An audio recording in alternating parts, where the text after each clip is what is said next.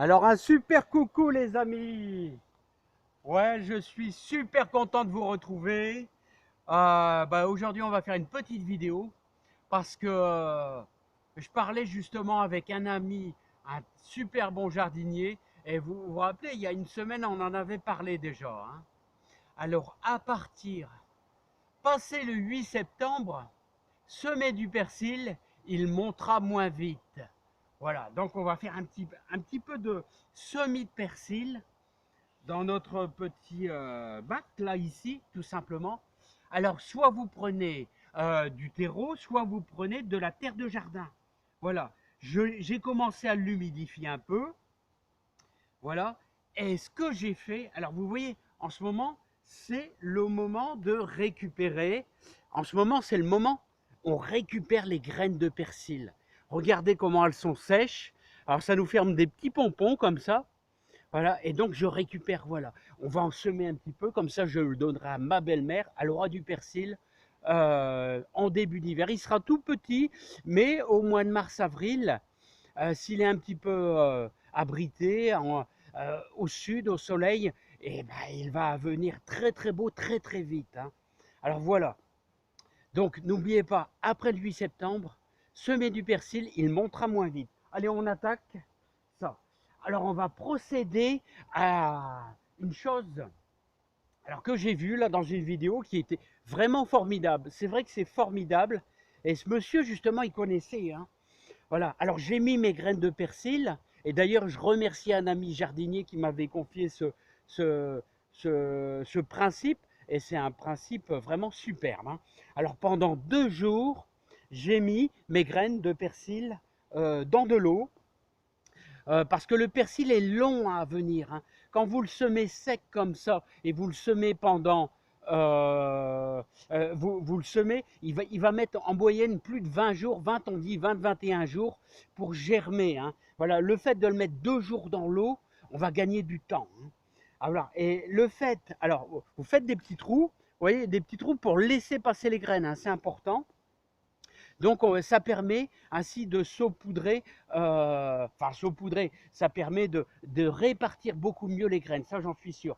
On peut faire aussi, alors ce monsieur il me disait, cet ancien là, ce monsieur qui a 75 ans, il me disait, tu sais, tu peux faire ça aussi pour tes graines de carottes, ça a besoin aussi de beaucoup d'eau pour se lancer, les carottes, et même tes haricots verts, tous tes haricots, ah, tu les mets à tremper dans l'eau une nuit, ça va germer beaucoup plus vite. Ça, c'est formidable comme idée, hein.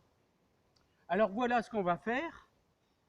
Alors hop, on va humecter directement et ça va tomber. Voilà, j'avais déjà mouillé un petit peu ma terre, mais pas trop non plus, hein. Et chaque graine va se répartir. Voilà, tandis que semer à la volée, vous pouvez semer à la volée, hein, mais ça risquera d'être un petit peu plus long, hein. Oh, bah, ça marche super bien. Alors, le fond de ma terre était bien sèche. Voilà. Parce que du persil, vous savez, il faut impérativement une très bonne humidité pour le lancer.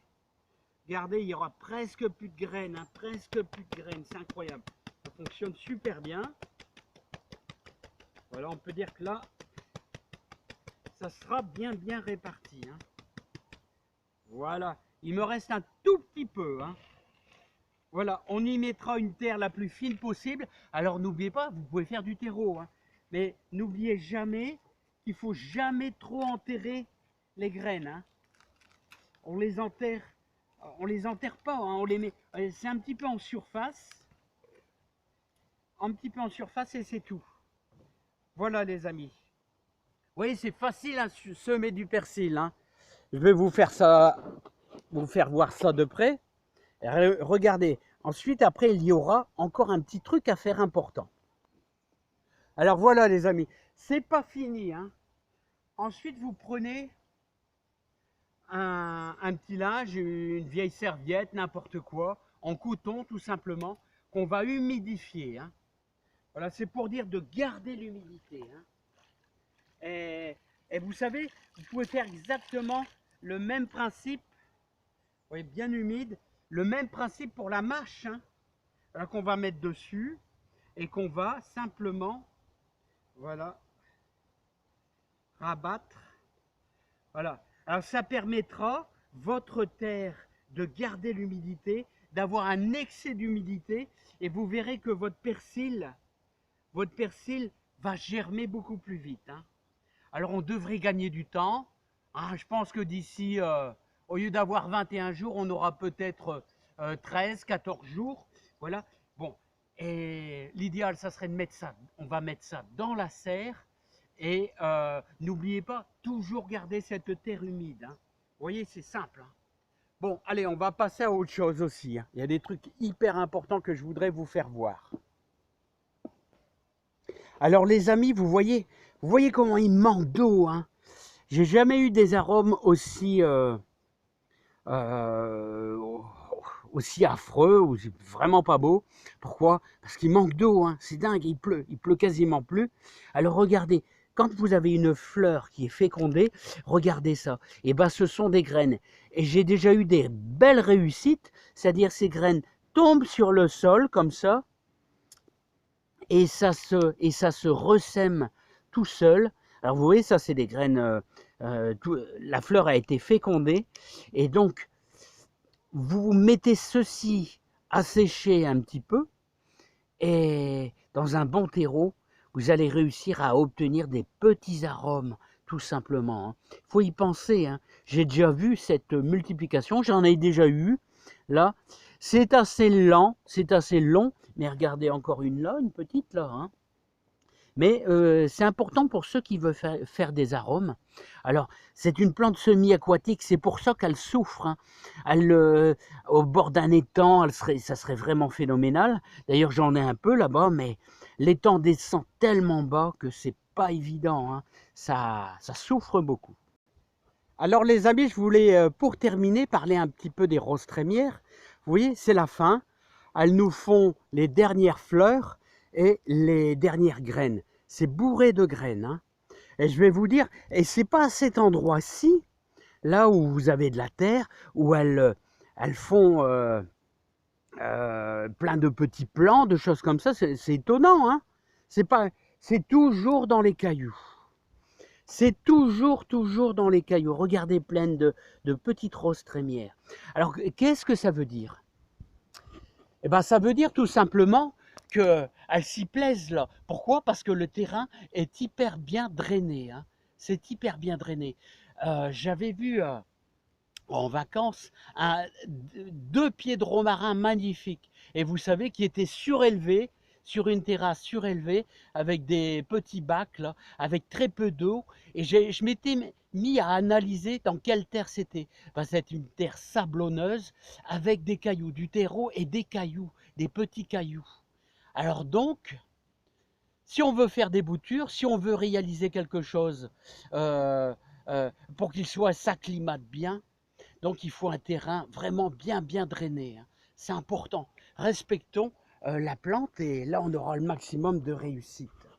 C'est important, hein. Alors vous voyez pourquoi je voudrais vous parler de l'oïdium. Bah, l'oïdium, vous voyez, c'est pas malsain, c'est pas dérangeant, c'est pas grave. Regardez sur les feuilles. Voilà. Ça, les potirons n'ont aucune souffrance, hein. Il n'y a pas de souci. C'est un petit champignon qui se développe sur les feuilles. Et regardez bien, là, ici, donc on peut dire il pleut dessus. Il pleut dessus. Et si on se déporte à l'endroit du chalet, on va se déporter à l'endroit du chalet. Hop, on regarde. Vous voyez le toit? Et bien, regardez là. Vous n'avez aucune trace d'oïdium, un petit peu là sur les deux feuilles là, ces deux. Mais là ici, pourquoi? Parce qu'ils sont abrités. Autrement dit, on pourrait dire que c'est bien sûr la rosée qui occasionne l'arrivée des champignons, hein. Il faut de l'humidité, hein. Autrement dit, c'est pour ça d'ailleurs que mes courgettes dans la serre n'ont pas d'oïdium, parce que pour l'instant, il n'y a pas encore d'effet de condensation. Voilà, bah, nos petites apias pour notre récolte du mois d'octobre. Bah, tout va bien, hein, tout va bien. On va aller voir un petit peu nos Batavia. Bah, regardez, nos Batavia, nickel aussi, hein, un petit peu plus en retard, mais bon, ça va, c'est pas trop moche. Bon les amis, maintenant on va se quitter, hein. Bah, j'espère que ça va très bien chez vous. Et je suis venu récolter mes petites grappes de raisin pour manger tous les jours, manger des fruits, tout ça c'est important. Alors là c'est le perdin. Le perdin est vachement mûr, c'est impeccable, c'est un raisin blanc magnifique.